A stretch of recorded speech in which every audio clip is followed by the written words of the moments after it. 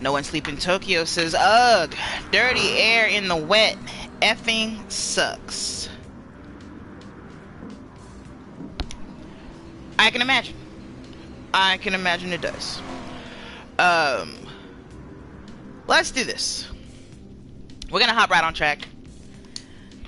Just to go around Tokyo East in one of these cars. This is round 2, but it is the first broadcast. So if you're just jumping in, which most of you will be, this is ESGT's All Japan series. It is meant to mimic the JGTC or Super GT of 2008, since we have a bunch of 2008 cars in this game. I am in the Epson NSX right now.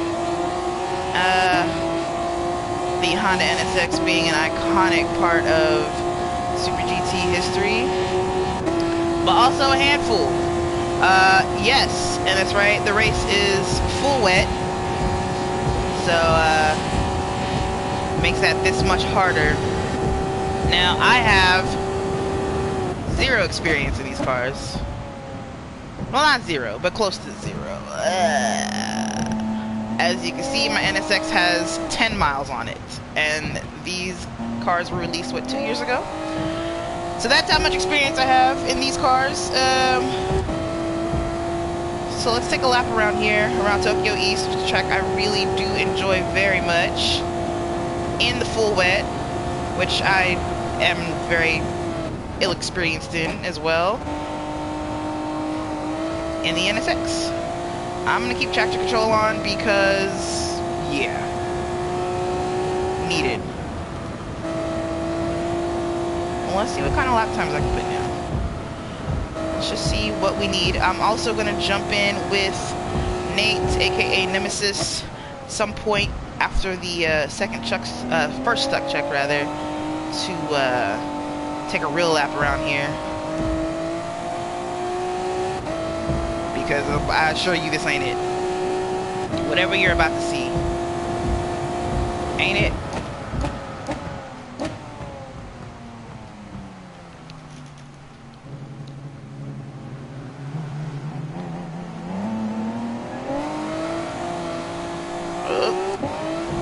Traction control saved my ass there and there. Okay, so second and third gear. You will still spin them coming out of that hairpin. Noted. So look out for a lot of things happening right there out of the hairpin. I mean, there's always things happening in the hairpin, regardless, even in a dry race. But I can imagine that things get even hairier in a wet race out there. And as you saw, traction control literally saved my butt, both in second and third gear coming out of there. And I wasn't even giving it real full throttle.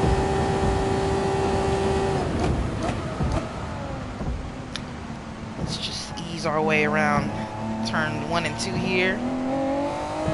This is our first flying lap. It's a wall over there. Careful of it. So I discovered I can get through this with a lift.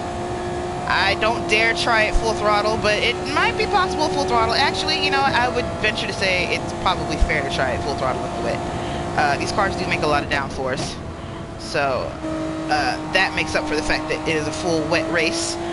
But taking advantage of downforce requires a lot of faith. Like right there. Ugh. Because downforce requires a lot of speed to work effectively. So, let me get out of the middle of the road here. I don't want to burn out my tires. These are wets. I don't want to do a burnout to get around, so we're going to do it the slow way. Wow! Sorry, Joao. Maybe I should have done it the quick way. Come on, get in gear, come on.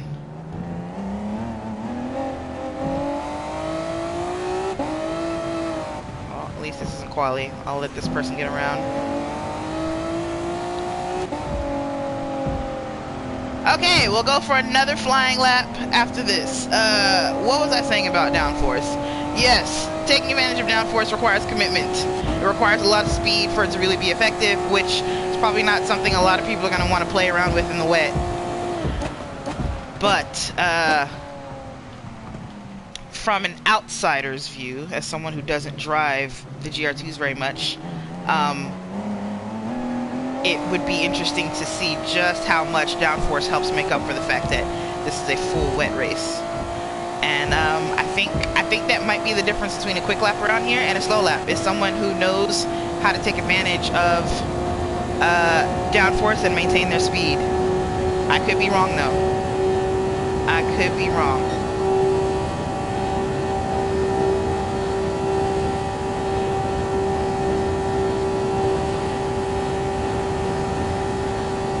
Tire wear is up there. Look at this. I'm gonna try to get through some puddles to try to cool these tires down. I don't know how much heat and going through puddles helps in this game. Something tells me that PD has not really considered that, but you can see the rears after an out lap and a full lap are a hot mess, and I didn't do a burnout to get around. So tire wear is going to be a huge factor in this race. I'm very interested to see what the tire strats will be like. Avalarian mentioned this in the Discord, that it would be interesting to see, and I see exactly what was meant by that. Thank you, traction control. Thank you. Love you. Did these cars have traction control back in the day in 2008? Something tells me they probably didn't. I mean, 2008 is not long ago. I'm not saying traction control didn't exist. I'm just wondering if specifically if Super GT had traction control back then, if it was allowed. I know it's definitely allowed in GT300 now, because they're just FIA GT3 cars which are allowed traction control, unless Super GT has decided to mandate that illegal in their specific league. I don't know a whole lot about Super GT, and I promised Nate that I was going to learn more about it, and I realized I never did that, did I? I don't know what the regulations are. I don't know what a 2008 car would have been allowed. Traction control, ABS, or none. If someone watching wants to be our my historical researcher for a moment, that would be really appreciated. And let me know what the case is. Okay, I can do another lap on these tires just to see what people are going to be dealing with. Probably going to up traction control a bit, just looking at the wear.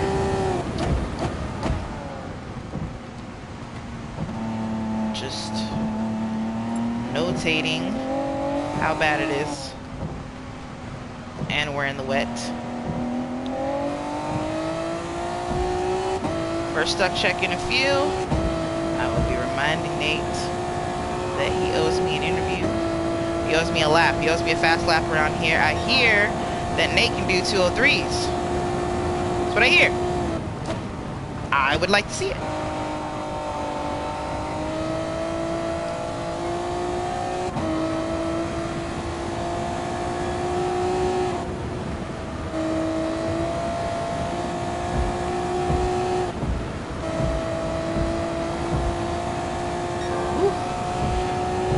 Traction control activating even there. Oh, I've done too much. I've done too much. Oh, that lap was feeling good, but I did the most there, and, well, I paid for it.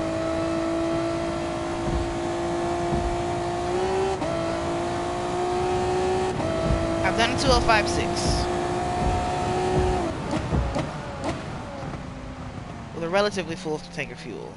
Fuel wear seems to be, or fuel usage seems to be pretty high as well. We are at half a tank right now.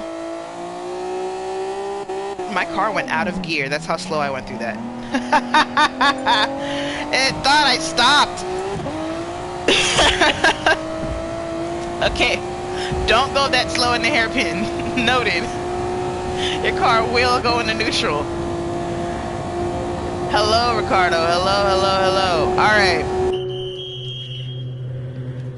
I'm actually gonna get off track because the stuck check is coming. Yeah. Let me out of here. Let me pause and get out of here. Thank you. I will not be driving again today. I'm gonna leave it to the drivers.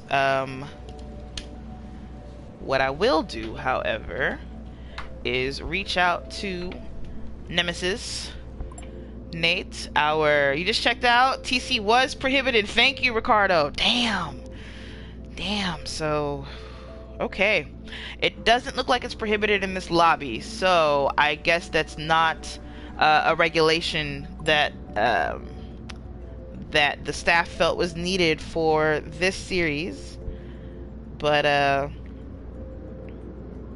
let me open up a party here, because I told Nate to get in my party.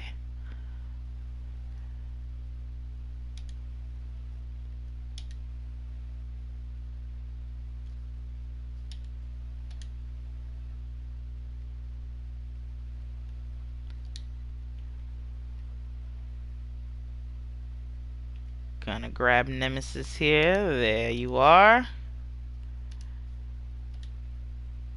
Got him there. We are doing stuck check.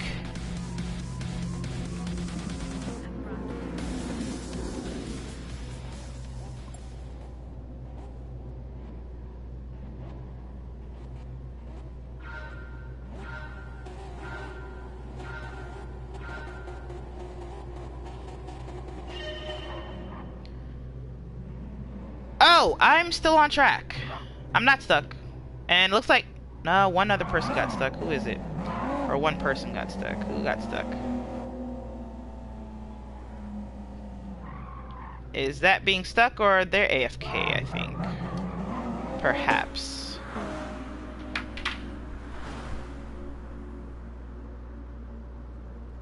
We'll see. Hello, hello. Hey, what's up? Oh, I just sent you a message. How are you? I am good. Did you see what happened to Samuel? I saw, who was it I just called out? Someone got stuck. I forgot the name already. Is that? Yeah, it was Samuel. Yes, Samuel. MNT Samuel. Yeah. On my screen, his car was like balancing on one tire with half the car up in the air. Ah, very, nice. Very strange. Very strange. They look normal for me, but they were stuck for sure. Yep. Yeah. Can you make sure your voice is shared in the party before we do this? Oh, it is. I know it is. Perfect. So, you guys, we're about to hop in with Nate here. Nate, aka PX7 Nemesis, who is the big giant organizer of all this stuff. Fearless leader. All the other things. I wouldn't say like fearless. I wouldn't say fearless. Okay, leader.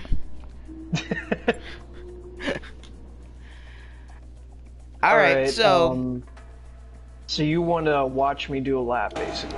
That's right. I want you to talk us through a lap. I'm gonna go in, cockpit view here. All right. So obviously I'm doing my out lap right now. This corner right here, the first corner, is really kind of interesting. You want to head to a late apex. So you can almost treat it like it's one turn, but you can't really. Then you want to late apex this turn too. And those two turns are going to kill your tires, but the rest of the track is not going to be that big of a deal except for the last turn. You can go flat out through here, no problem. And here as well. Here you want to brake right at that kink in the dotted line and send it through. That corner is a lot more difficult than I made it look. This one you want to lift a little, but not too much. And here as well. Right after the 100 board you want to brake. Send it through. Take an early apex. And that's through the midsection of the course. And right here at the end, this section is actually very slippy, even like without the rain. So you have to be very careful through here. I go through here in first, but I'm also extremely brave. Extremely. Yeah, and then you can send it through there, and as you can see with my worn tires, that I'm on a pad, and this race is gonna kill me. That was a really clean lap, though. Honestly, thank you for that. Does the have you noticed that going through like dry sections like this kill the tires more? Like, is heat factored into the tire wear on wets in this game? No, I don't think so. I think the majority of the tire wear that you're going to get is from wheel spin coming out of the corners. So if you can control that, that's how you're going to save your tires. I know that on dry, most of the tire wear actually happens under braking, but this is the exact opposite where it happens under acceleration. Gotcha, gotcha. Very interesting. Do you run any sort of traction control? We were discussing it earlier. No, I don't. But again, that's me being brave and trying to provide myself a challenge. I see. So going through first gear in the hairpin, or going through the hairpin in first gear, on a pad, no traction control in the wet. That is insane. It is. Yeah, I'm gonna spin in this race. I'm probably gonna spin. Don't worry, you'll see it. You'll see it here first. That is very, very brave. What we discovered, what Ricardo discovered for us, Ricardo Salazar is watching, that we discovered that TC was not allowed in Super GT in this era. So, yep. For authenticity, we would shut it off in the lobby, but obviously you haven't, and I'm grateful for that because I took a few laps and I would have embarrassed myself on stream without it. And that's on a wheel. Yeah. Well, I mean, that's very common in top racing around the world, like GTE and LMP and stuff like that. They don't allow TCS because in real life it's seen more as a crutch, an assist rather than actually something that helps. Right. I don't know if that made any sense. It probably didn't. But no, it doesn't surprise me that GT500 would also ban that. I know that GT300 probably doesn't. But probably not.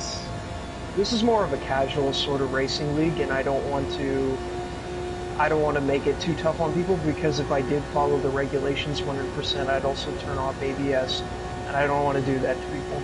Right, of course.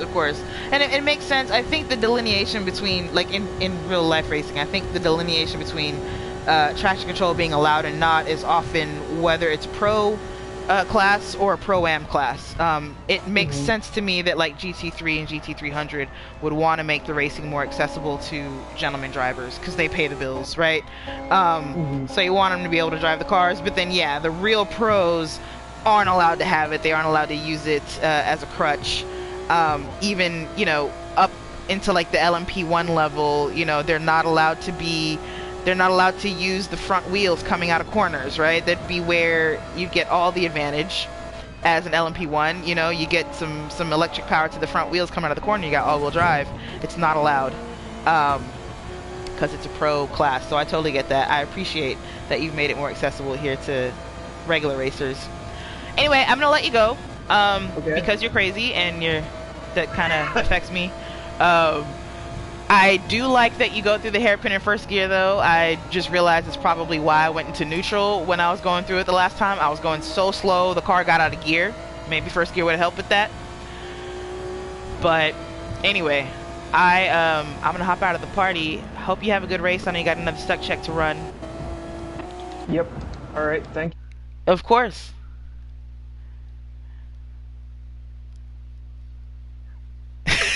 We will. Thanks, Nate. Alright, let's get back to the game. Let's get back on track. Sorry the stream doesn't look great, y'all. I did reset the router and made sure that I was getting good speed out of it, but unfortunately we're in the middle of a quarantine and everyone's home. It's Saturday. The whole neighborhood is home. I think someone is streaming something downstairs. We are connected via Ethernet, so if it does get better, we'll be the first to benefit. Anyway, Belvika, who I think admitted in the staff chat earlier that he's taking absolutely no laps around here. We should take a look and see lap times, huh?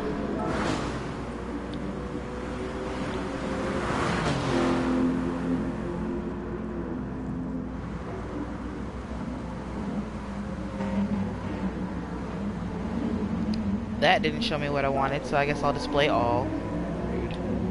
In fact, while I'm here, let's fix that as well.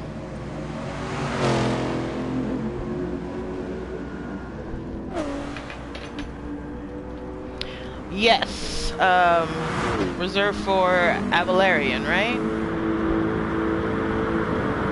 I believe.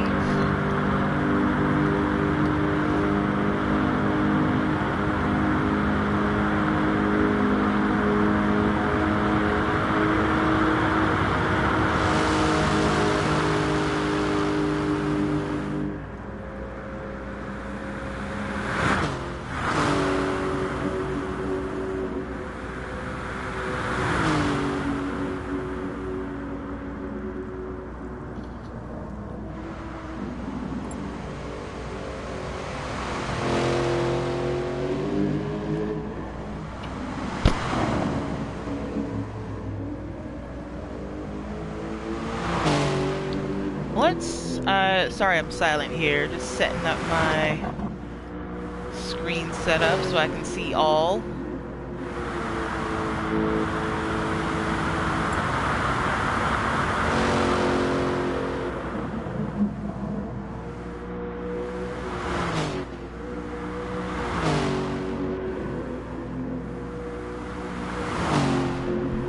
Alright, cool. Anything else? We're looking good. Samuel at the top of the list here for who's out on track right now. They do have the fastest lap, it's looking like. Oh, they got off track. So now we're looking at Ismadelic.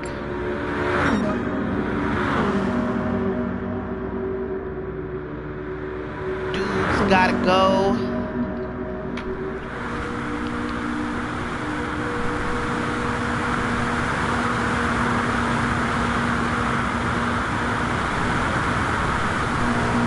Looking livery. I really like that.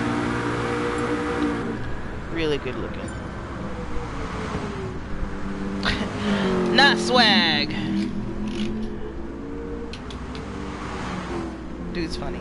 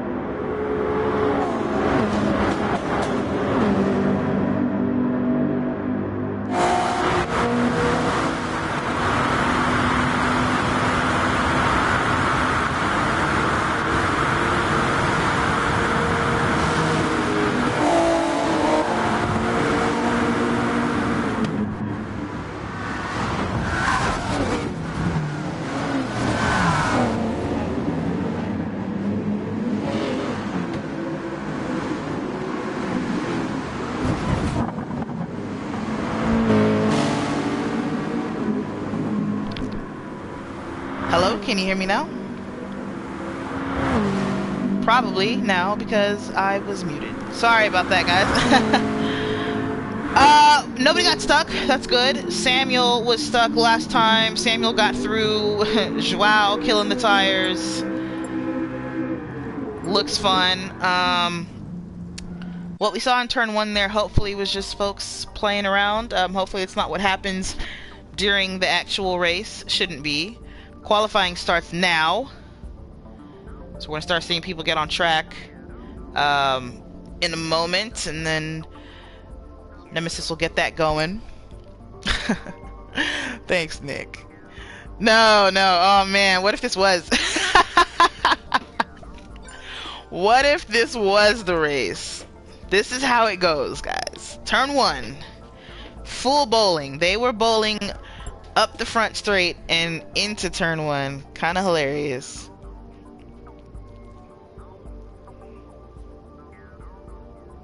Really looking forward to watching this race. If you weren't around, we took a lap with Nemesis around here just to see what it's like and what it takes. Nemesis, Nate, is a crazy child and is running this with no traction control on a controller.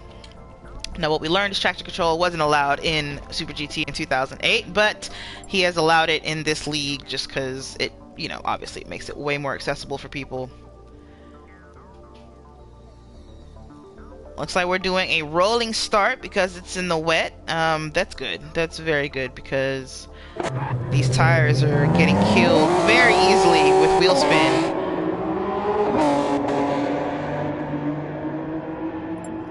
Huh, interesting. I can see his traction control marker on him. No one else, but on Nemesis, I can see that. I wish we could see what assist people are running. I mean, we can see what they're running because they light up there on to the left of the mile per hour reading. But like you see, the ABS lights up when he brakes there. But you can't see how high they're running, what level they're running. Spa 1998. You know, I don't know what happened in Spa 98. What kind of cars were running at Spa 98? Was this World Sports Cars? Was this WSC? I really don't remember. I was a kid and I wasn't, I knew I liked racing, but I didn't have access to any racing or on TV or anything like that. So I didn't know much about it at the time.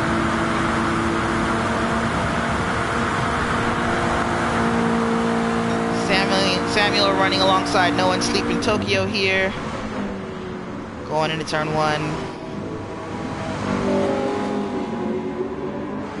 They are going to want to separate for qualifying here. Oliveira team, Joao Oliveira and F. Oliveira in matching liveries. Those look good on the GTR. Talk about longevity. We have been seeing the same body style GTR since at least 2008 in Super GT. And to this day, Nissan has kept that body style going. We have new Lexus, we have a new Honda NSX, same old GTR, just different bodywork. And I'm sure a lot of the mechanicals, I'm sure literally the cars are completely different, but the body style is the same. These are silhouette cars, so they don't really share much as far as mechanicals with the real life car. I don't know how much is mandated in GT500, but I would imagine that like many of the other silhouette car series like GTLM, GTE, Le Mans rather, and stuff, I would imagine that they at least have to have the same engine layout as the car that they come from, and maybe can get waivers for other stuff as well. And some people coming into their first out lap, coming up the back stretch here, which is also the front stretch. The finish line is about a third of the way through, but we can see people clearly getting a slipstream, which is not allowed in this series. I'm gonna always call that out because it does make qualifying unfair. If you have a slipstream advantage where someone else did not, it can be worth, depending on the track, it can be worth seconds, you know? And this is a very fast track with a very, very long back straight, and so getting slipstream through most of that back straight is definitely a big advantage. Let's see what Ismadelic does through here. We've already got laps set by Nate, Nemesis. Show me everything.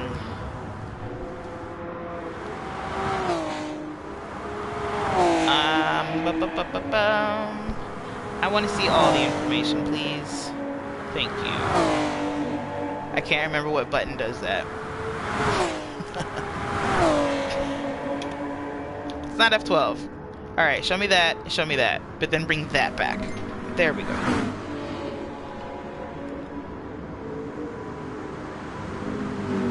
Actually, I don't think we have any laps set. Maybe that's why I'm not finding it.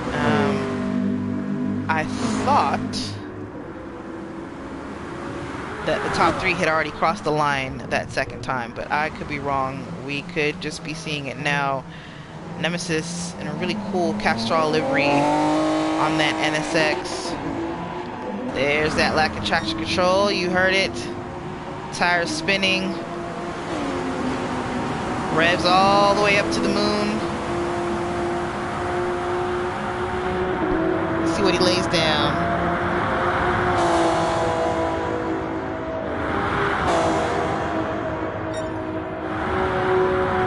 .203.9 already.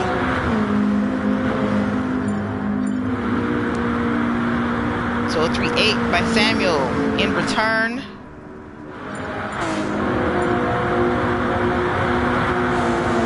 Other people coming in at 206, 210. Nick says Super GT are like putting a bulky carbon fiber tub on top of a Formula 3 car or something. Yeah, that's the current Super GT, right? They are basically the same car that's being run in what is that called? The German league, DTM. Which is, like you said, it's basically a single-seater. It's basically a Formula 3 with a carbon fiber body. That is the current Super GT vehicle formula as well. It's an FIA regulation, and I don't remember everything about it. At least not the modern regulation of it. But what were the 2008 cars? Were they carbon fiber tubs like a monocoque? Were they tube chassis? I doubt these were tube chassis. This was Japan's top GT racing, so I'm guessing a carbon fiber tub. So were they closer to, like, I'm looking for what the FIA equivalent would have been of the era to these cars. Or were they, you know, wholly unique? This is the kind of stuff that I said I was going to find out. And I'm going to use you guys to be my historians and find out for me. Thank you! New lap times coming in. Order has not changed. It's still Samuel, Nemesis, and then Ismadelic at the top.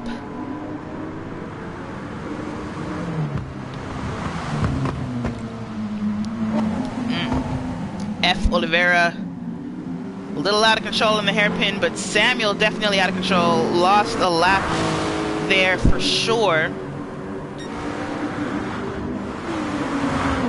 The saving grace here is that there's no tire wear in quali here.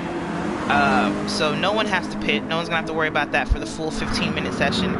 We've still got a lot of bunching up and down the straight. Samuel jumping into the pits. I'm not sure why there's no fuel, no tire wear, like I said. Maybe just happy with their lap time and deciding there's no point in staying out there until somebody can beat it. I don't know. I wouldn't rest with Nemesis still out there, but that's a choice. We'll see if that is exactly what's happening. We'll see if Samuel comes back out or not. Meanwhile, people just battling, trying to find that good traction position to get that good lap. It's not going to be side by side into turn one, I can assure you. But maybe, ooh, and a spin by Joao Oliveira. Unfortunately, I think dirty air mixed with the rain just caught them out there. They're gonna have to run through this whole lap and start again. I gotta say, this race is gonna be rough for some people. It definitely will be. I went out there, did a couple laps, and quickly found out that I'm just not about that life. I don't know that I could do an hour around here without a spin, but it would be fun to try.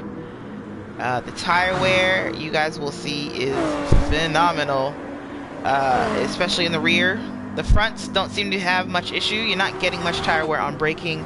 Nate pointed that out earlier when he jumped in the party with us. Most of the tire wear comes on wheel spin coming out of these corners, and it's heavy.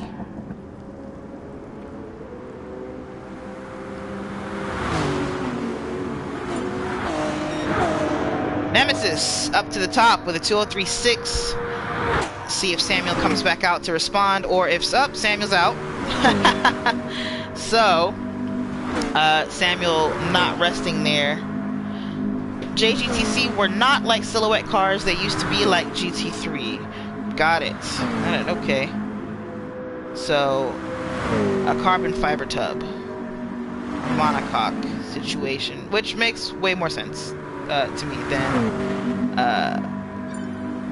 than like a silhouette car on a tube frame chassis. That just seems like really old technology that they would not employ. Grand Am. Samuel back out. I think this is an out lap, so we're not going to see a new lap time from them. Ismadelic is on a full lap, coming into the last hairpin here. Let's see how they negotiate it. Hard on the brakes there, and then you got to get slow. Also in first gear, just like Nate. Traction control is on, and they are leaning on it. You see that traction control bar all the way up to the top, indicating that Samuel is just next to flooring it and letting the computer just cut the power and get him through the corner. I mean, there's not necessarily anything wrong with that. It may be a little bit slower than trying to modulate, but Ismadelic has third place qualifying time, so can't really say the technique is bad, can we?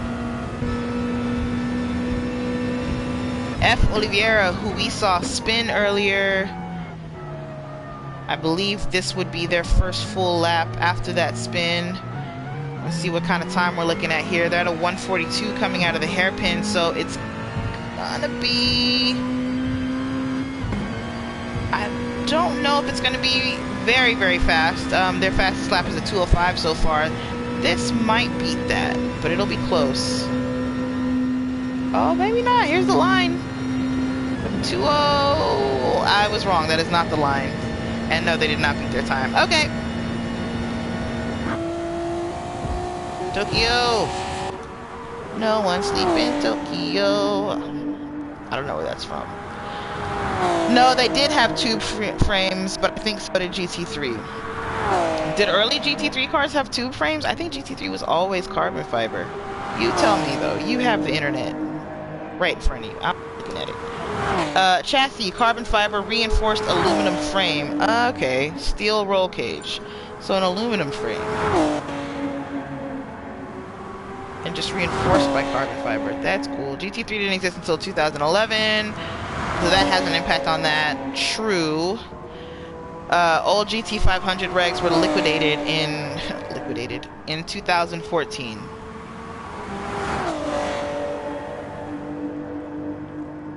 So I think an aluminum frame would have been closer to what, that's what GT1 cars were, right? Am I tripping? Or were GT1 cars genuinely like based on the road car? Like road car chassis? I mean, we're talking about, I guess GT1 would have been a whole decade before this, right? Like 98, 99. So maybe the technology was probably different. GT500s were similar to old GT1. Okay. Tokyo, I really like that livery. That looks great. Heavily modified road car for at least some of them. Makes sense.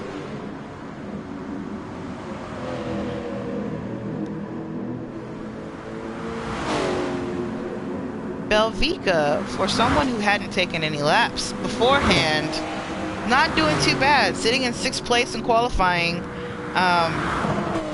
which, you know, I would see as a victory. 2 seconds off the pace for first, which is a lot. So we probably won't see Belvica up near the top unless... Oh, never mind. Belvica down to 8th.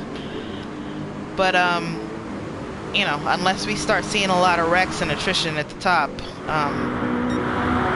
don't think we're going to see anyone down at the bottom end of qualifying really getting up there. But it's not a dry race. It's a wet race. People crash, people mess up. Tire wear is a thing. You never know. Maybe slow and steady does win the race here. It is a wet race. We gonna see.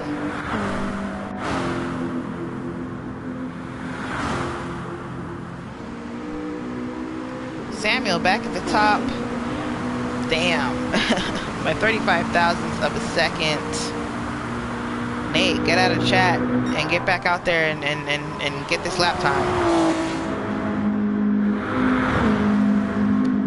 Samuel crossing the line and setting a new qualifying time. Goes even faster. A 2:03, almost flat.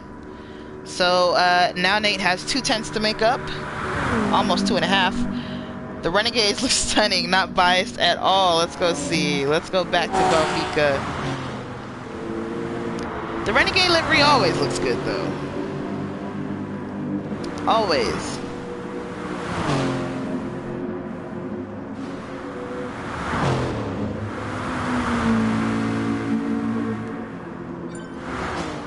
We got one Oliveira down in 9th. F. Oliveira doing a little bit better. Up in 6th place. Barr, I'm not familiar with.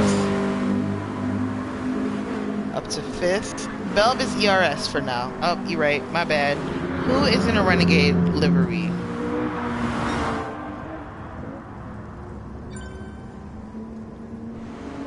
Did you? You did. You did, Nate. Nate beating Samuel's time by 3/10. Over 3/10. Didn't even see it happen. That's crazy. Alright, Vlave and... We'll find Vlave. Sorry, my sound is cutting out a lot here. Let me... unplug my wheel and I will connect my controller directly to the PlayStation, because I've been having issues with wireless sound for months now, and I think it's the console, but for obvious reasons... PS5. I'm not gonna do anything about it. Or there could just be some crazy Bluetooth interference in my room. I don't know. I sound fine? Great. Vlave's quali is done. Got a minute left for the stragglers. That went very quickly, actually. Renegade livery is good looking. It is. It is. Can we get another camera angle on that, please?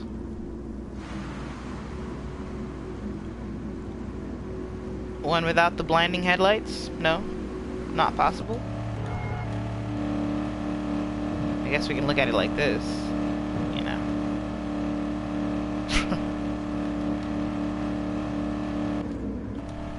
Who designed them? You, Nick? Is this your work?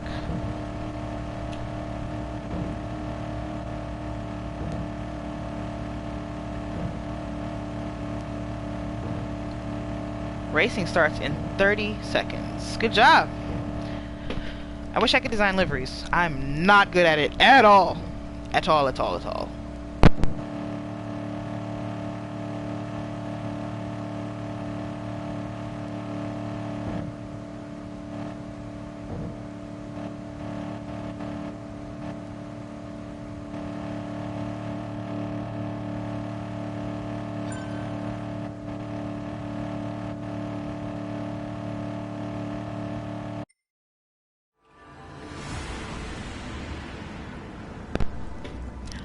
race time.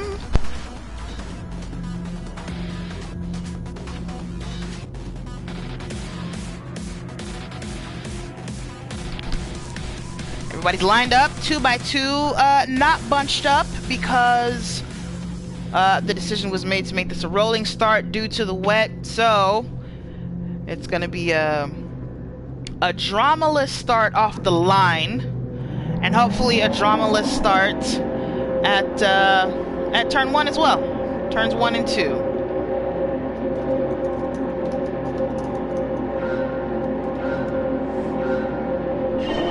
Let's go, let's go, let's go. That's green. Samuel tucking in behind Nemesis for a slipstream here. Everybody tucking in down the line for that slipstream.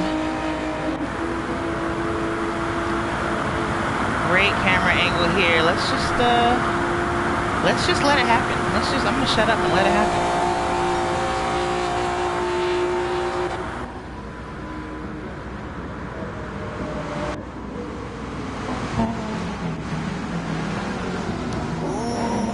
Wakai spun and hit. Gunslinger out of gear, stopped completely. Nunu. Oh, that sucks. That sucks, but everyone else clean through, it looks like. Nemesis getting a big advantage here. Already almost a second and a half ahead of Samuel. Samuel not in a bad place. You know, no dirty air to contend with. Everyone else is going to have to deal with really light steering through here because the downforce just isn't there when you're behind another giant car that just punched a giant hole in the air. The last race that I commentated on was ESGT's GT3 race around here, and I noted the same thing, that dirty air was going to be an issue for those cars as they rely heavily on downforce. Well, GT500s rely even more heavily on it, I think, than even a modern GT3. I think even back then these guys were pretty into the downforce thing, not as much as the modern GT500 cars, but still you can see big canards, big wings, big splitters on all of these. Everyone tries to get through the hairpin here for the first time. Looks like mostly clean. Tokyo with a penalty. I think people still just dealing with penalty from that earlier stop. Christop, I'm not sure how I say that, but Christop spun along with Belgica. Bad first lap for them. Hopefully they can make it up. As you can see, it can happen to anybody. Nemesis lead hacked down to half a second by Samuel. I think these two are going to battle for most of this race, and I'm very excited to see it. You know, they're in two different cars though. Nemesis in the NSX, which is obviously a mid-engine car. You can see that big old air intake on the roof, just gulping oxygen into that motor, while Samuel is in the GTR, which, you know, it is a front-engine rear-wheel drive, but I know the GTR's layout in the street car, at least, is a little bit different. It's, you know, the transmission is more rearward to help balance that out. So I say all this to say it'll be interesting to see how their cars, how their tires wear. I still think that Nate's car has a bit more weight on the rear wheel, assuming that the mechanical layout of these is identical to the street car layout.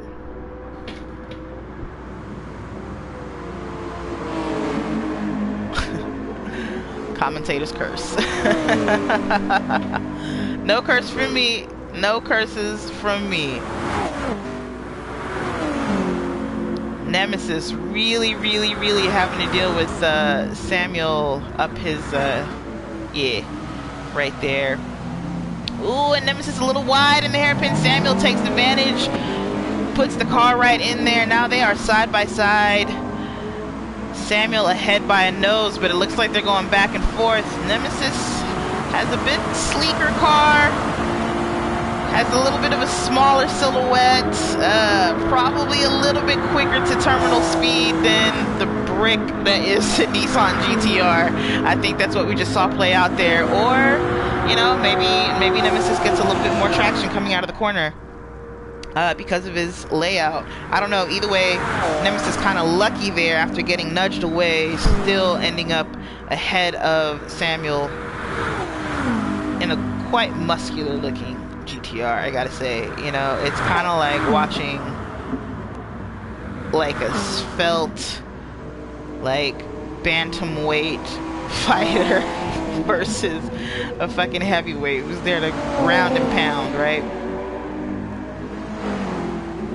Nemesis still defending, holding on. Let's go see what's going on with everybody else, because it looks like first through third has run away from the rest of the race, and that's the case. They're 5 seconds away from F. Oliveira, who's in fourth. The rest of the track, the rest of the field rather, just kind of in bunches. Thought I saw someone sideways, but maybe it was just the camera angle there. I think it was the camera angle. MOP into the wall. Dirty Air having them understeer into the wall there. Gotta be careful around here when you're following. You're gonna have to lift earlier. You're gonna have to brake a little bit longer because it's gonna be harder to get that car to turn. And it's wet. There's gonna be no forgiveness. You can't make it up with your tires. There's no traction out there either in this fast section. Belvica just trying to make up positions here after having that issue in the hairpin a couple laps ago. Back here, we just got a lot of people racing along, just trying to get back into it. Let's get back to the leaders. Coming out of the hairpin. Nemesis again, still just ahead of Samuel. Meanwhile, Ismadelic is 2.5 seconds behind them, hoping to maybe get in there and catch a slipstream and be part of the fun.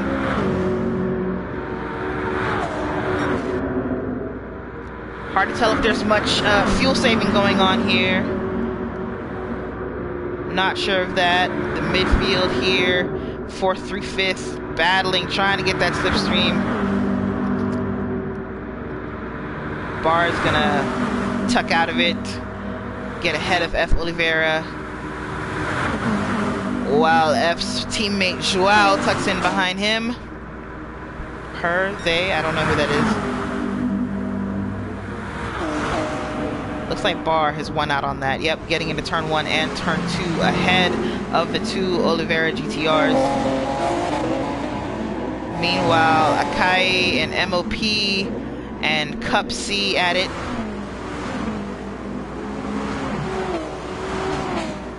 Fighting for that number 7 spot.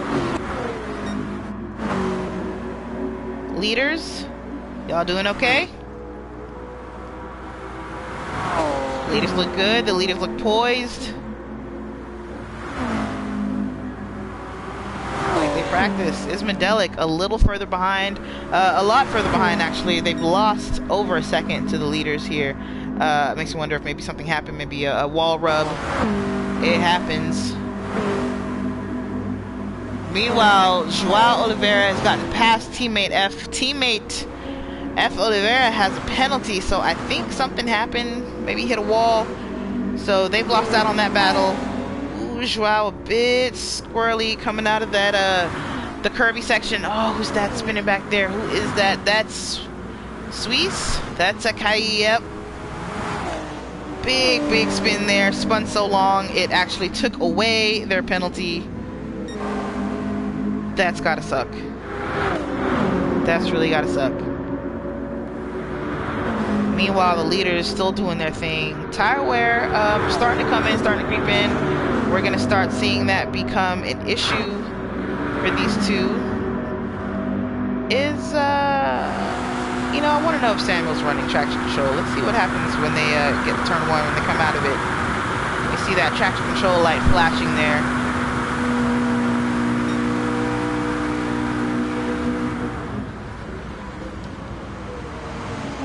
ABS working, no traction control. So both of the leaders, you know, doing it old school, Ismadelic is running traction control. I wonder if that's not hindering them though, because while it's helpful in the corners, you can see here coming out of the straights, you can see when they're full throttle going straight, the traction control still activates on every shift, which means the car is cutting power on every shift, which won't help you when you're not coming out of a corner. But it could be a lot to try to manage turning it on and off, you know, in between corners. I think for me personally, a good strategy is I'll usually turn it on I'll identify 1 or 2 corners where I want it. Like the hairpin is one that I would definitely want it. Maybe turns 1 and 2. And besides that, I'd have traction control off. Ooh, Joao. Who's that? What just happened? Bar losing that position. It's going to lose more positions with a 1.5 second penalty here. MOP probably likes to look at that. MOP is quietly run up the order while others have lost out. Cup C also just following. Are people fuel saving? I wonder. Look at this. All this penalty for Bar. I thought I saw somebody else with a lot of penalty there, but it's just Bar, it looks like. Belvica still in 11th. I know Belvica doesn't necessarily have a lot of pace around here. Don't know how much we'll see from these people in the back here. Back to our leaders, Nemesis. Every time we go back, Nemesis has the gap a little bit bigger again.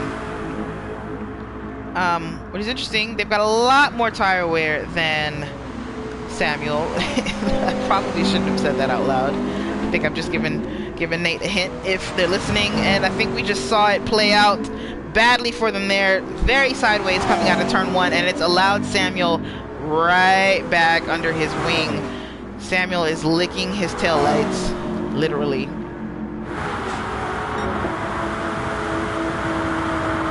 Careful, Nate. I wonder if we'll start seeing pits from people here.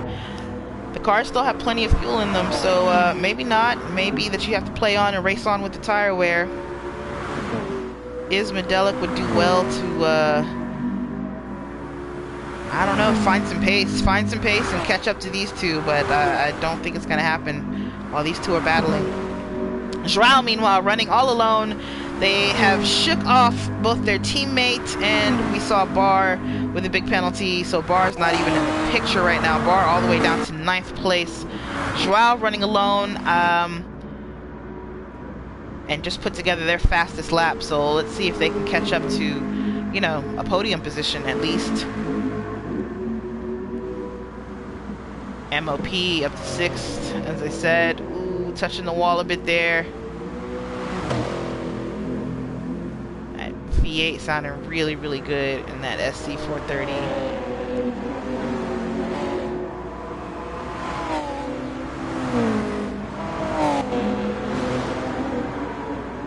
Oof, another penalty for Akai. I think that was a wall tap. Gotta stay away from the walls. There's no runoff on this track. None. You mess it up, you're gonna find a wall, most likely.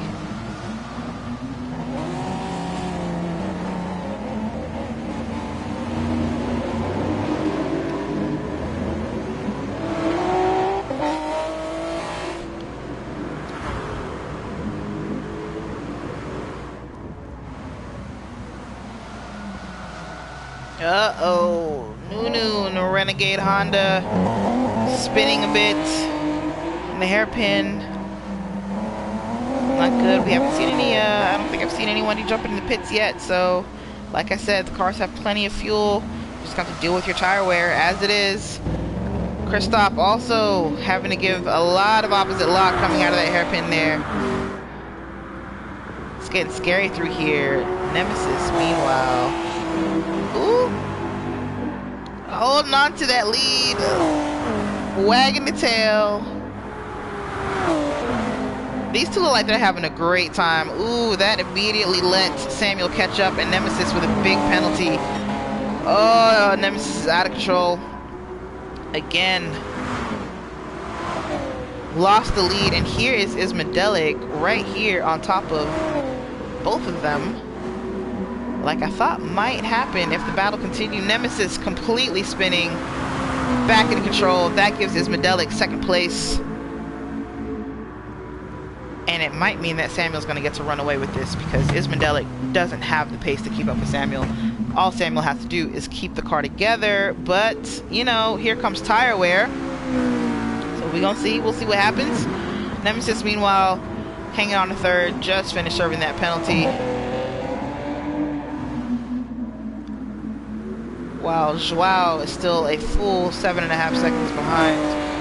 So Nemesis has nothing to worry about behind, just needs to catch up. Ismedelic jumping into the pits right now, as is Nemesis, both of them thinking, you know what, I'd better get the tires.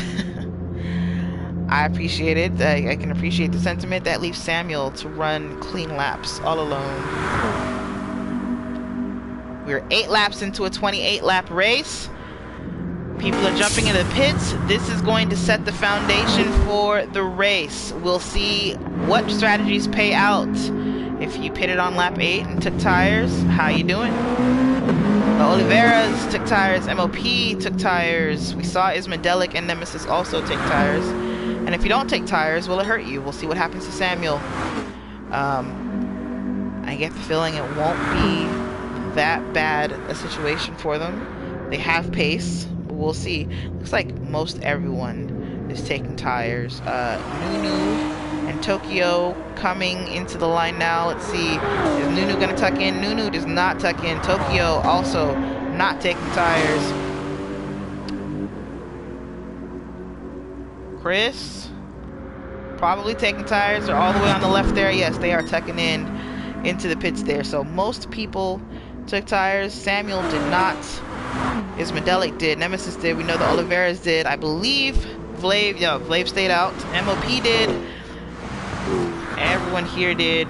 And then we have Nunu and Belvika, Nunu and Tokyo who did not. Christoph who's in right now. Samuel finishing up a lap. We're going to see what they end up doing.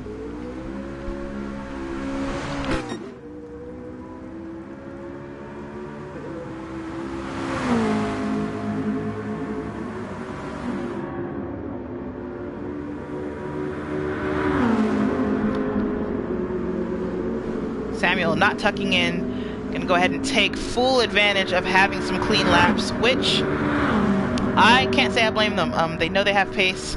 We saw it in qualifying. They do very, very well alone. I would take advantage of this time to not have any traffic as well. Meanwhile, Ismedelic out before Nemesis. Big gap there, about 3 seconds. But I think Nemesis will be able to catch up with the fresh tires. No problem. So it'll be interesting to see how they battle for that position for second place there. Joao Oliveira, like I said, running alone. Teammate F nearby, close enough to maybe try and reach for a slipstream after a couple laps if they've got the pace. And these two can definitely help each other, so that'll be something to look out for. The teammates don't have anything to worry about coming behind. MOP is behind, 8.5 seconds away, battling with Flav. Both of them in the Lexus. 2 different liveries. MOP eking out ahead of Flav in the slipstream. Flav trying to come back, but I think choosing not to attack, staying back there. Oh, Flav a little bit wide going into turn 1. And hit the wall, obviously. Now has a 1.5 second penalty. A lot of slipstream to take. You're going very, very fast. Gotta brake very, very early in this situation if you have taken slipstream for all that time.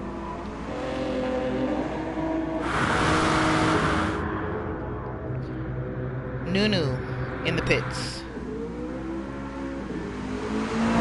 Samuel ending a lap. Tapping the wall a little bit there. Is Samuel going to... Samuel's got a pit now. Samuel's low on fuel. Yeah, they're tracking left. They're jumping in. That's gonna give Ismedelic the lead for now. The gap to Nemesis About the same. It's fluctuating now because they just went through the hairpin, but it's about a 3-second gap. I think that's actually slightly bigger than it was when we first looked. But it's actually coming down. Nemesis got a better exit. Makes sense. Mid-engine versus front engine. Samuel's coming out of the pits right ahead of his Medelic. Right behind. And is Nemesis going to pass? Nemesis does not get to pass. Nemesis is going to tuck in behind Samuel here. Carrying more speed. He's going to go ahead and try to go around for turn 1. Yeah, looks like it. Going around and going to get ahead for the braking zone for turn 1. So Samuel, after staying out longer than everyone else, comes in behind everyone else. It may be an advantage, it may be a disadvantage, but they've come out right into traffic. But their tires will be 2 laps newer than both Ismedelic and Nemesis, which should play out towards the end of this stint. Joao, meanwhile, still far. Nothing really to report.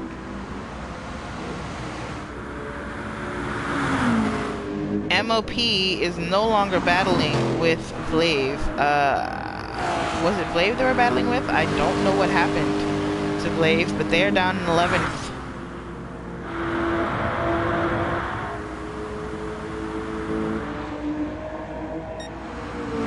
Everyone's now on their second stint with their fresh tires.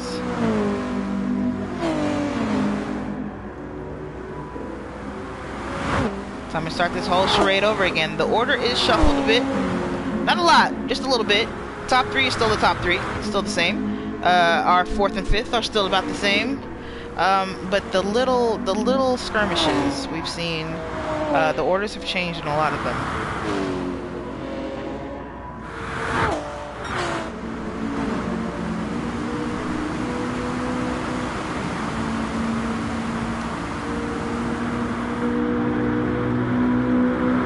Has managed to not only hold on to this lead, but I think has extended the lead a little bit. Nemesis is coming fast though, hard on their tail, with Samuel in tow. Literally, Samuel getting pulled along the front straight by Nemesis here, who is now also getting pulled along by Isma. So Isma carrying the load for everybody. Nemesis. Isma closed the door a little bit there. I'm not sure if Nemesis was trying to go for a pass though. Nemesis a little bit wide into turn 1. Touched the wall. Don't think it's worth a penalty. Or if it was an actual touch, or if they were just very close to it.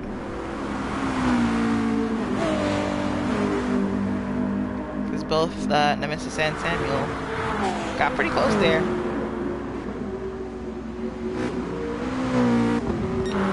Stay with the leaders. Watch this battle unfold.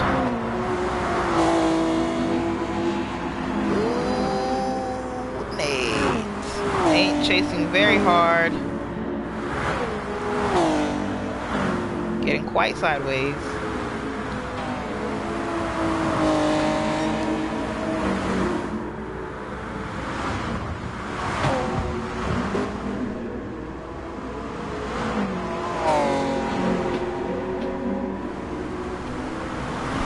Uh-oh.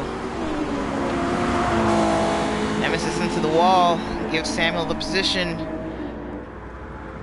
No penalty, it looks like. But now Isma has got Samuel to contend with.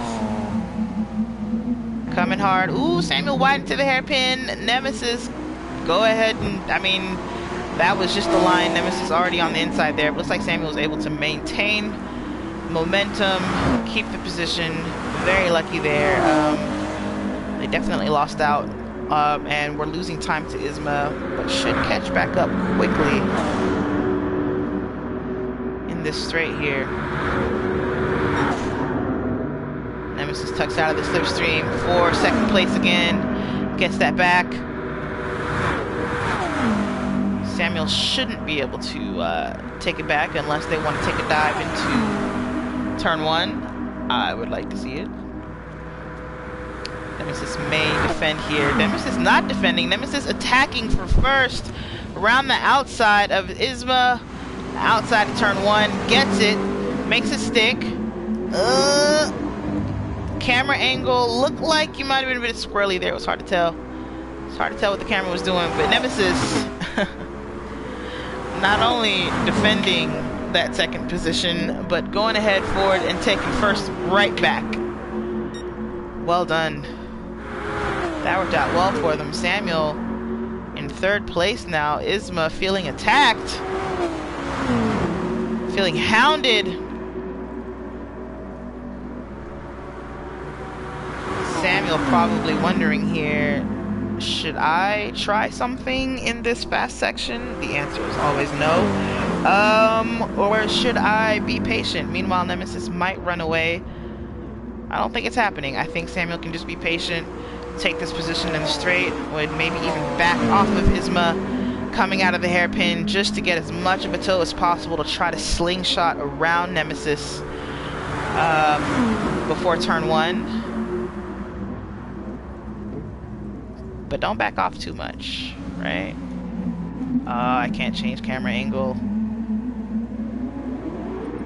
Let me get out and get back in so we can do that. From Samuel's point of view, rain. Lots and lots of rain.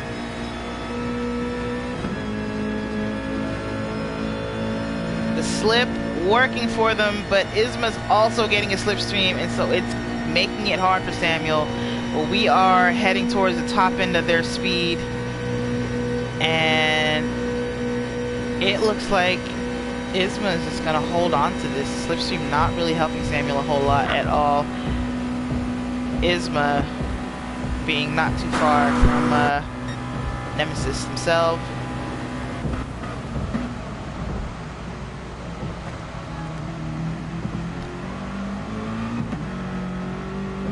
Well, that was nothing if not interesting. I fully expected to see a position change there. Keep watching from this angle for a little bit. Let's take a look. And then we'll leave these guys and see if something's going on in the background. But I'm looking at the arrows and no one looks very close to anyone else. Somebody has just spun.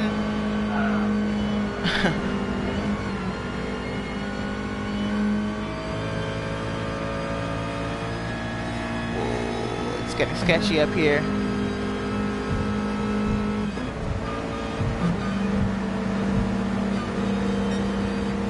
Okay. Oh! Things happened. Mistakes were made. Nemesis spinning. Samuel gets first place. Gets through that very luckily. Ismadelic also gets through it somehow unscathed. But Nemesis 6-7 seconds back here. That was pure devastation. Pure devastation.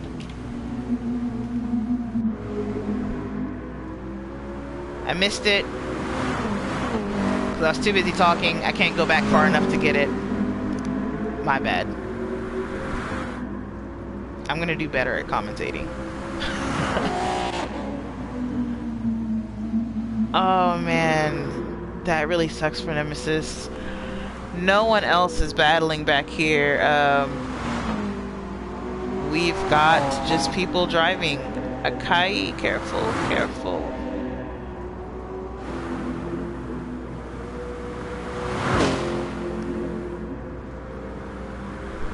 Let's put this into perspective. We haven't hit the halfway mark of this race yet. We got one more lap before we hit the halfway mark.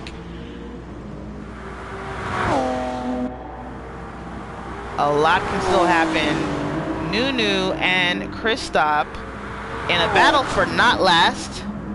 But Nunu's got a 1.5 second penalty, so that is effectively going to be Chris's position.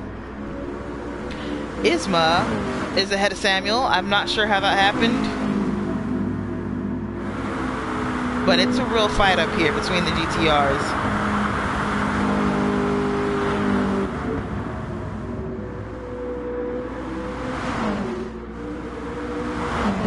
Ooh, Isma makes a mistake. Samuel takes advantage, gets first place back.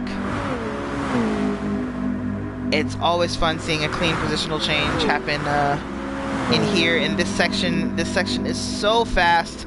There's just not a lot of room for maneuvering and changing your line because you've got the car on the edge already for most of it. Isma lost out a lot there. Nemesis looking like it's time to pit. Those tires are done. The fuel is done.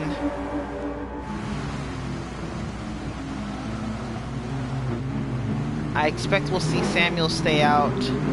Isma may jump in.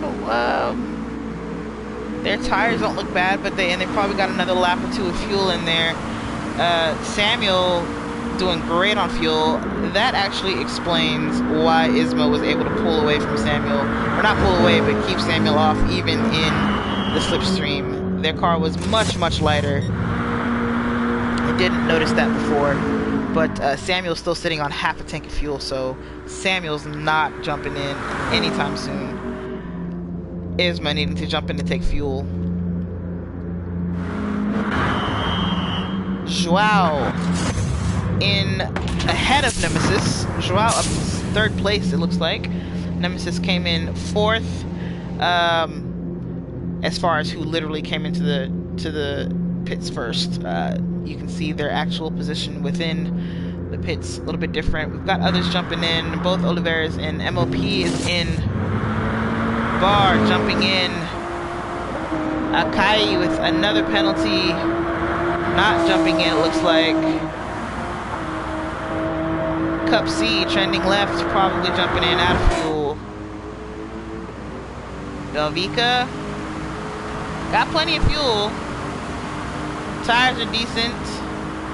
Probably not going to jump in, but let's see. They are going left and they are jumping in. All right. Glaive, nope. Passed it through, makes sense. Tokyo, what you gonna do?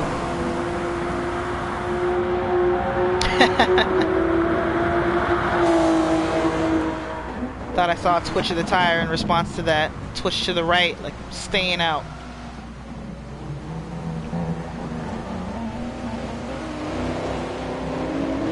Well, looks like Nunu was able to take their 1.5 second penalty and still stay ahead of Chris for not last. Samuel up here lapping alone. Isma also alone out of the pits, fresh tires. 24 seconds behind Samuel though, so I don't expect to see these two talking until Samuel jumps into the pits. Meanwhile, Oliveira does get out of the pits before Nemesis. I thought that would happen. They did get in the pits beforehand. I was pretty sure that's what I'd seen. So now we have a new contender for a podium position here in Joao Oliveira. Samuel is in the pits. Quick jump in just for tires and a little bit of fuel, a splash of fuel, so they can come out still in first place. Gotta say, the strategy is working out brilliantly for them here. They are on lap 16 with a full lap or full tank of fuel. Isma still 5 seconds behind, closing that gap because they're carrying more speed, but it's still a significant gap. We won't see these two battle for a while.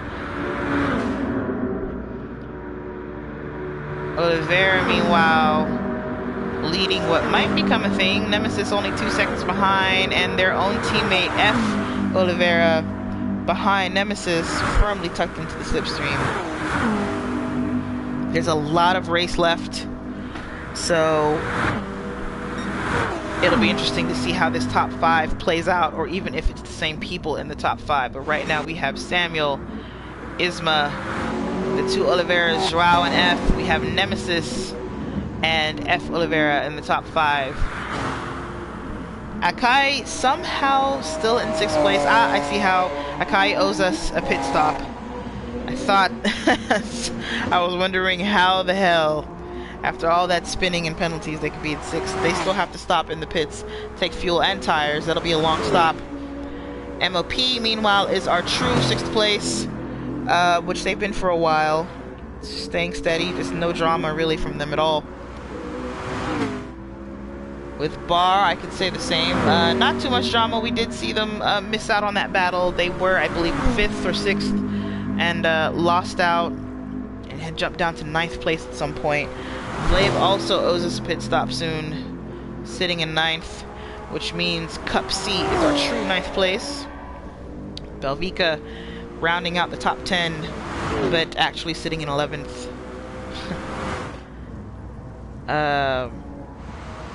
Oh, well, with Akai gone, I think that would actually make Belvika 9th. Anyway, now I'm trying to do like weird math, and it's not really math, it's just counting, but it's bad. So I'll stop.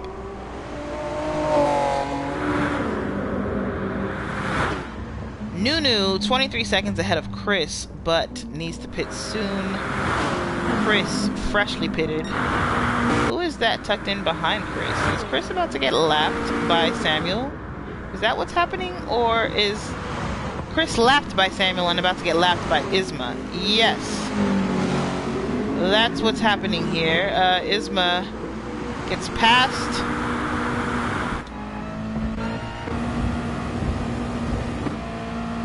I thought. Yeah, that's it. Nemesis is in 3rd now. Kind of far away. Pretty far away.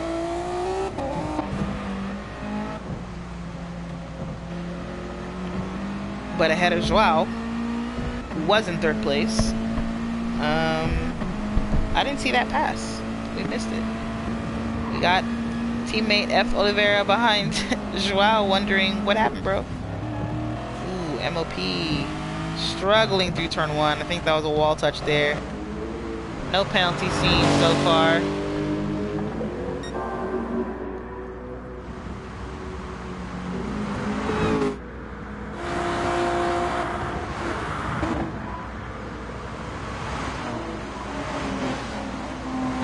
Cup C and Akai, who I was about to say are fighting, but Akai just slammed into the wall, giving Cup C the position easily, but Akai no penalty, and right behind Cup, so they may get to fighting.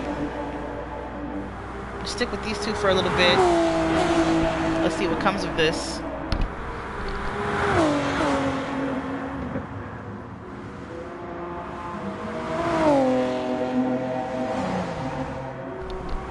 And as quickly as it started, it's over. Akai succumbing to understeer and slamming into a wall again. Looks like Joao has gotten past Nemesis again. Nemesis about to change that in the slipstream. I like it for these two. I hope they're not battling. I hope they're just working together, trying to slipstream their way up to 1st and 2nd. Because they're very far away. 23 seconds behind Isma. And actually it is going down. I think it was 23 point something before. It's now 22 and a half. So, let's see if these two can catch up and start battling for another podium position. 1st and 2nd actually still within the running, as Isma and Samuel are only 1.8 seconds between or away from each other.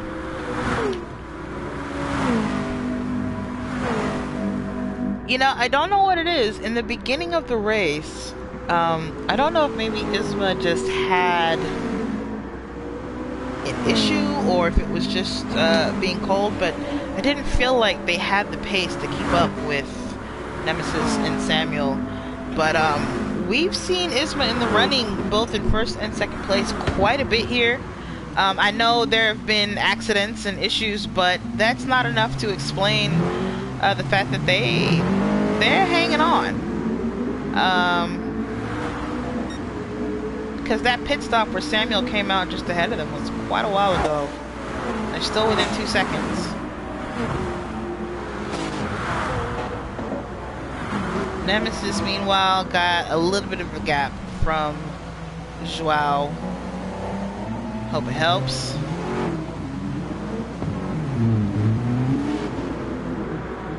Oh, shit. We get to MOP right as they tail slap a wall. Somehow not a penalty. Very, very lucky there.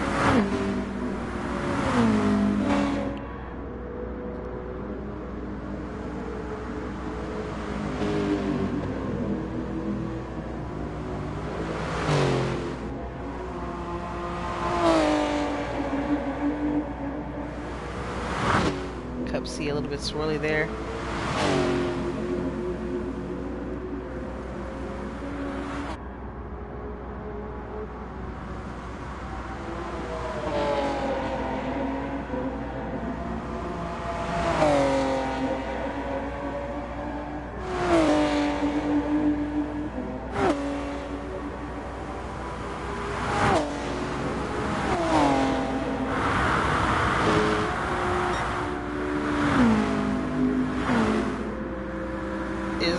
Just a little bit closer to Samuel. Just a little closer.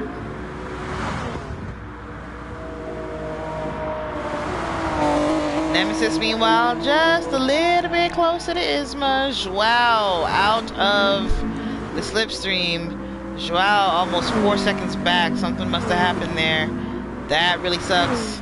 It's going to be up to Joao and their teammate F to maybe try to make a push to get back up there, but that's a big disadvantage for Joao to have lost Nemesis there. But also a disadvantage for Nemesis because clean laps, yes, but no slipstream partner down the straight, and it's a significant straight. I'm sure they're not necessarily happy to have lost Joao there, assuming they were even working together. They might not have been. It might have been a hindrance. I don't know. Either way, Samuel probably feeling a bit comfortable in the front here, knowing that even if Isma does catch up, Isma's gonna have to pit pretty soon here, maybe in 2 to 3 laps. Samuel will not.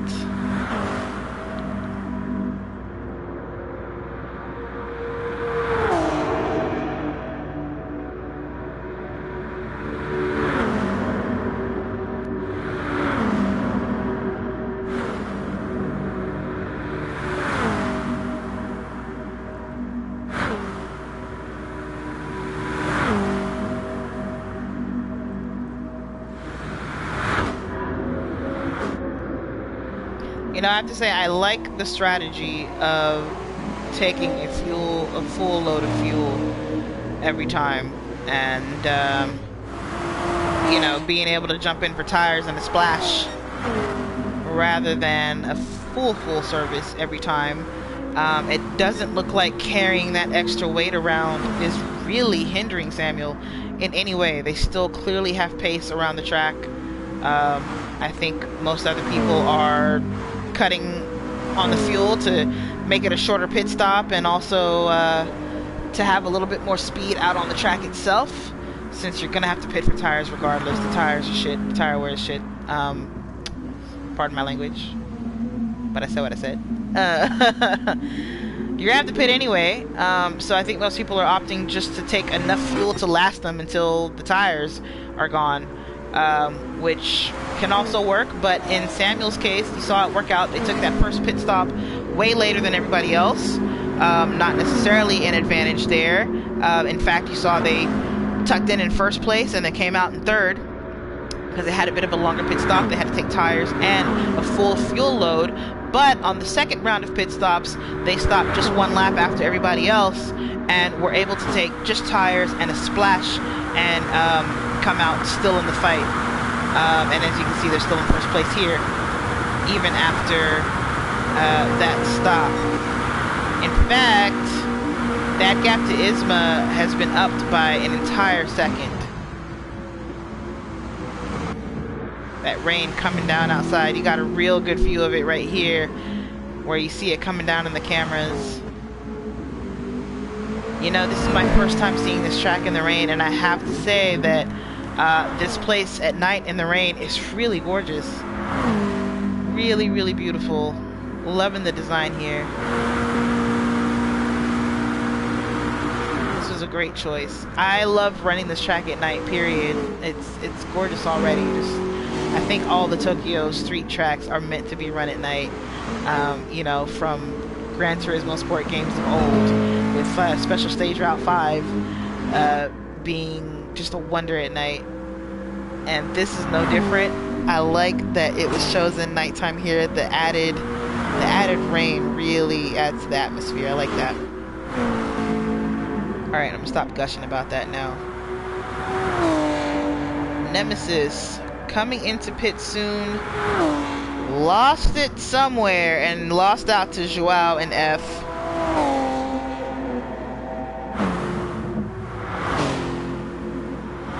Race just not really going very well for Nate here. Nate has the pace. We saw very fast in qualifying.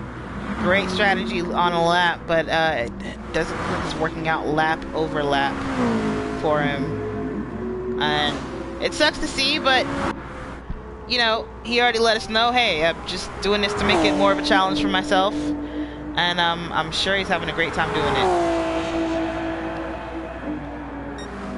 Isma in before ever catching Samuel. Samuel off and away for a few more laps of leisure.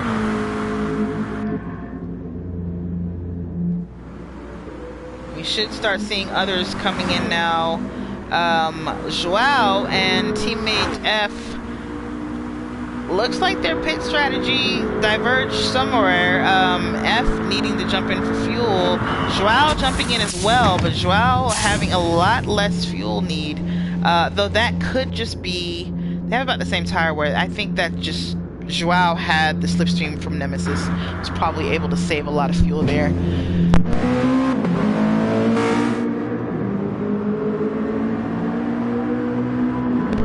Whoops, yanked my headset out of my controller there. So Joao jumping out even quicker than their teammate. I know that sucks for F. They're just going to continue to lose out on these pit stops because they don't have a slipstream at all. They're just using more fuel than their teammate. And Joao, having had that advantage of slipstreaming behind Nemesis, able to save more, jump out even quicker, and still not offering much help to their teammate F since they're too far away to do so. Ladies and gentlemen, privilege in action. Nemesis, meanwhile, back out, still in 5th place, still 16 seconds behind F. We've only got 6 laps left in this thing. I think we've just seen probably our last pit stops for most people, and the order we see may not change too much outside of possible issues with battles and people spinning. MOP, meanwhile, right here with Bar again. It's been a while since these two were together. I hope that MOP can get in here and take 6th place back from Bar. Both of them just pitted. Ooh, Cup C and Belvika getting into it. Coming out of the first and second turns. These two keep it together. I like this. We've got a little bit of bunching back up in some parts of the field. Akai and No One Sleep in Tokyo together here. Maybe we'll see some battles. We have a battle for not last? Not really. Not really.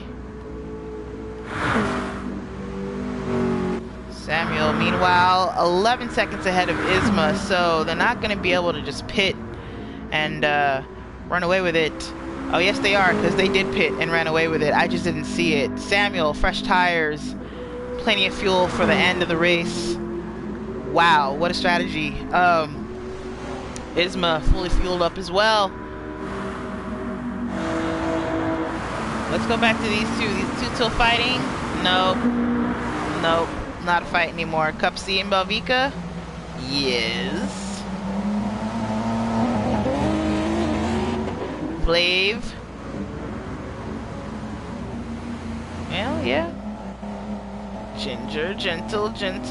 Not that close to Blave, but getting there. Go ahead, Akai. No One Sleep in Tokyo, right behind them. Gunslinger and Crypto, Chris, not near each other at all. Alright, let's go back. Let's find a battle. Come on, Belvika, you have the slip.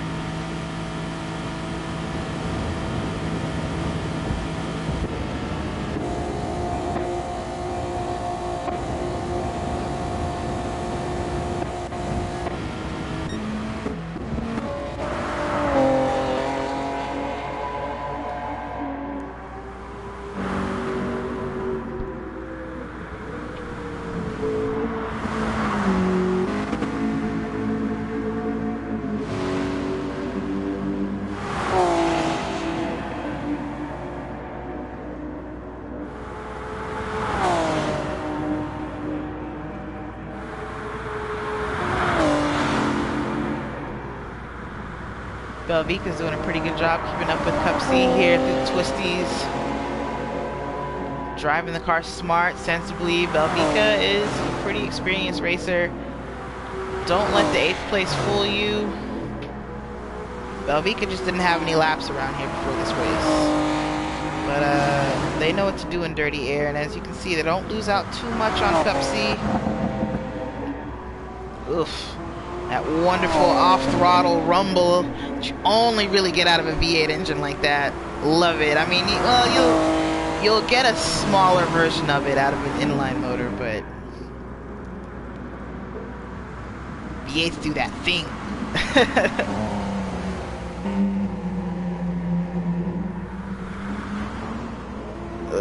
Belvica right up on Cup C, coming out of the hairpin there. Just carries a bit more speed through it, it looks like.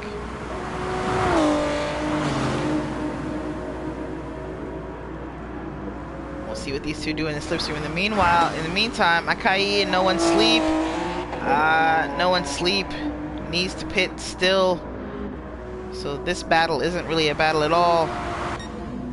Alright, we'll go back to Bar and them, but let's double check on everyone up here. Samuel, a second more ahead of his Medelic.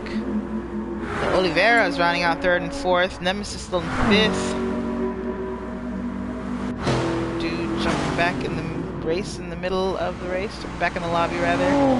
Let's get back to this battle. Looks like these two are the only ones on track who are fighting, and it looks good.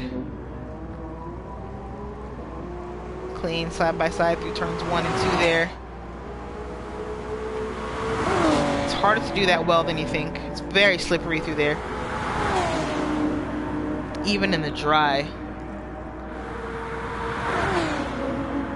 It's very easy to get on the throttle a bit too quick and spin out, head for a wall.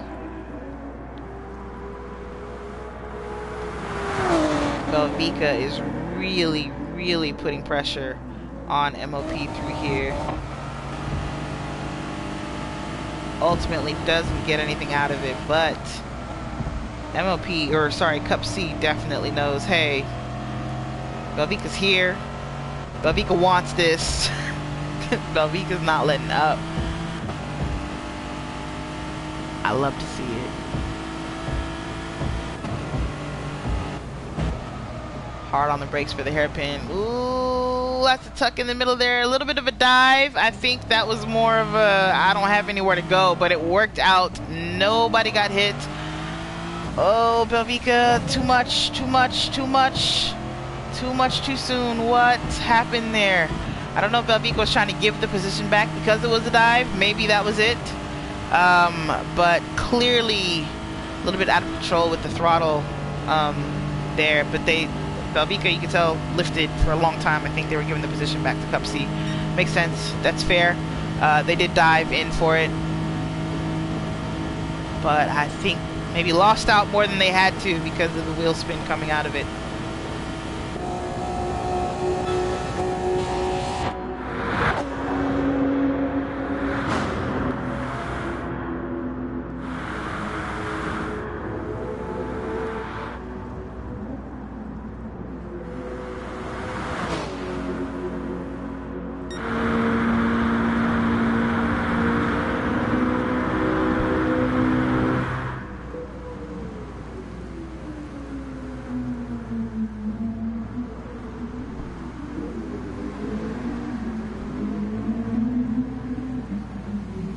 Careful, F, careful.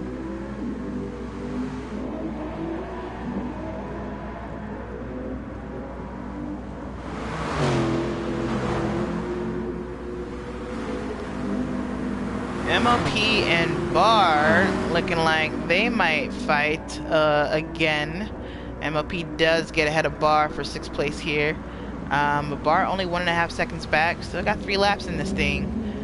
So I hope MOP doesn't get comfortable. Meanwhile, let's see what's going on with Cup C and Belvica. Belvica right back up to Cup C. Maybe we could try again heading into the hairpin now. Well, hopefully not a dive, but I recommend Cup C defend it. Yep, Cup C, keep it tight to it. Ooh, Belvica, hard on the throttle again. Again, just sideways through there. Belvica not running traction control, as you can see. And it's hurting. Cup C is running it. So, do with that what you will.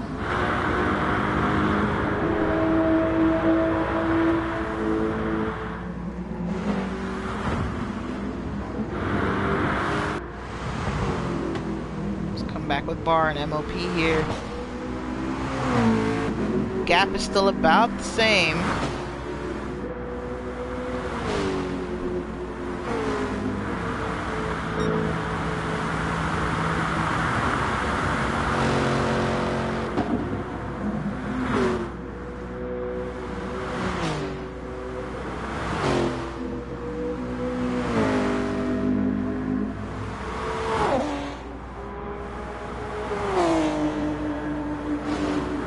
Belvica hasn't recovered from that wheel spin out of the hairpin.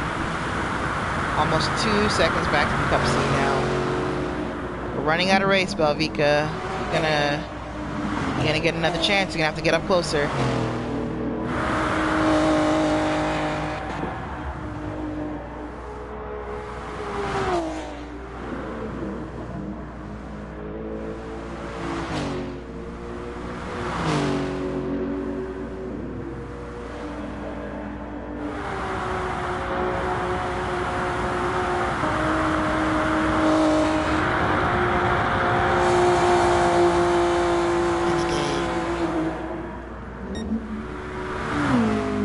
See what MOP and bar are doing.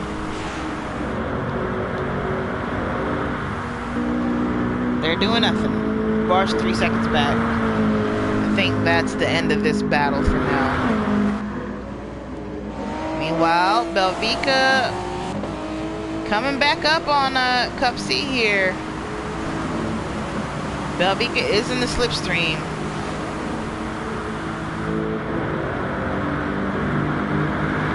Losing time though.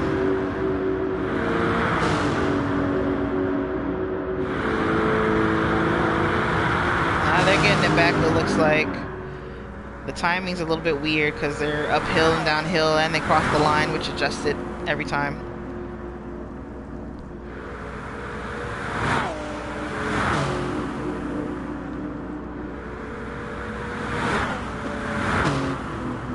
But that gap down to less than a second now. Ah, Belvica wide, just carrying a lot of speed from that slipstream. Taps the wall in turn 1. That hurts rather than helps. Let's go through their camera, go through their view here, and see what chasing Cup C is like. It would be a closer chase, but that turn 1 issue. Messing up my camera angles here, Belvica. Don't mess up turn 1 anymore.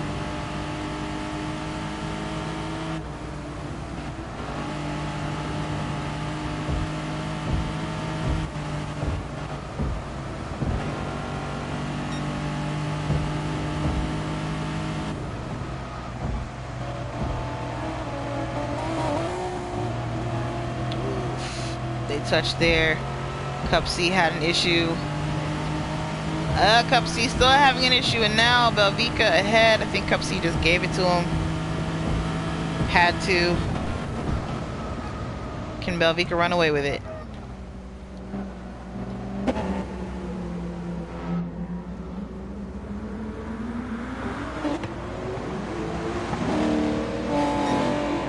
Who is that spun around there? Can't get to him. That is not Cup C, that's Akai.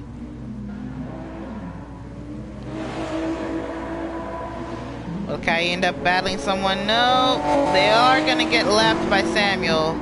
I believe blue flags are a thing in this series.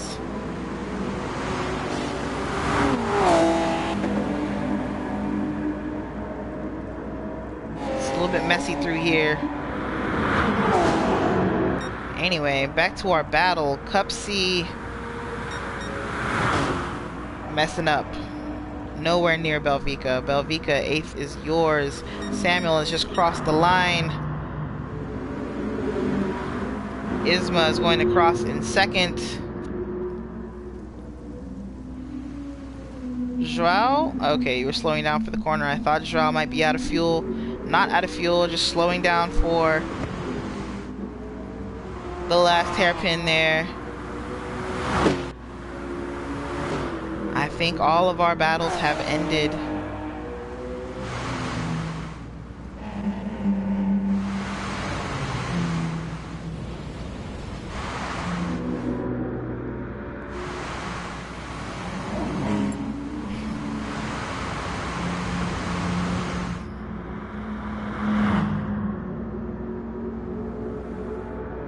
F. Oliveira crossing in 4th. Nemesis nearly dying. We'll cross in 5th. Who was that? Bar? That was Bar. That was weird.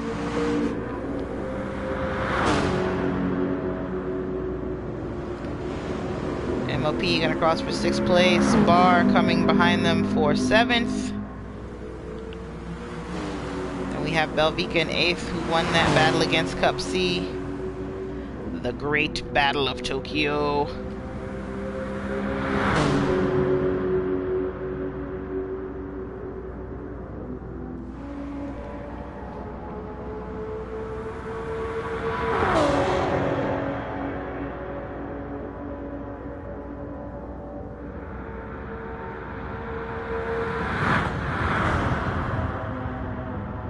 Cup C with a flash of the lights for the cameras as they cross.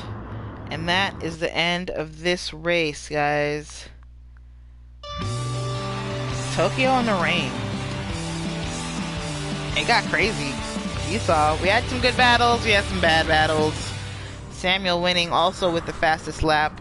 Clearly with the God strategy, it wasn't even close. Good job, good race by everyone.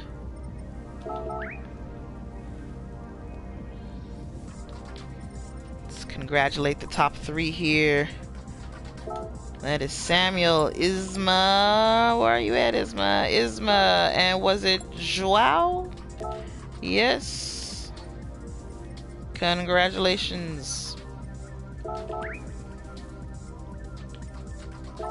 Let's have you guys take a look at the results. Samuel, Isma, Joao, F, Nemesis, MOP, Bar, Belvica in 8th, Cup C, Vlave rounding out the top 10, Akai, Suisse, I don't know how to say that. No One Sleep in Tokyo, Gunslinger, a slew of NSXs there in 11th, 12th, and 13th, and then Chris down to the end with the S430.